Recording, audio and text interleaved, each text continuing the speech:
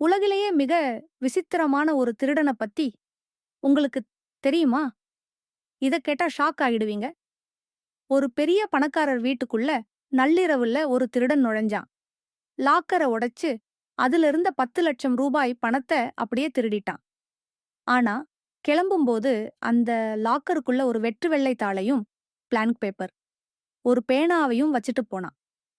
மறுநாள் காலையில பணக்காரர் லாக்கர் திறந்து பார்த்துட்டு பதறிப்போய் போலீஸ கூப்பிட்டார். போலீஸ் வந்து பணம் போனது கிடக்கட்டும்.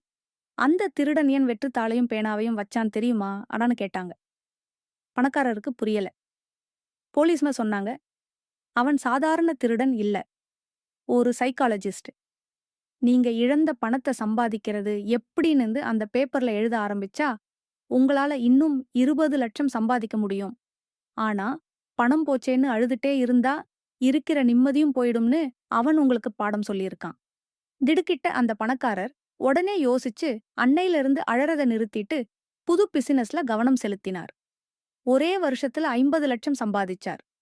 நம்ம வாழ்க்கையிலயும் ஏதாச்சும் ஒரு இழப்பு நடந்தா, ஐயோ போச்சேன்னு கவலைப்பட்டு நேரத்த வீணாக்காதீங்க. அடுத்த கட்டம் என்னன்னு யோசிச்சா, இழந்ததை விட டபுளா சம்பாதிக்கலாம்.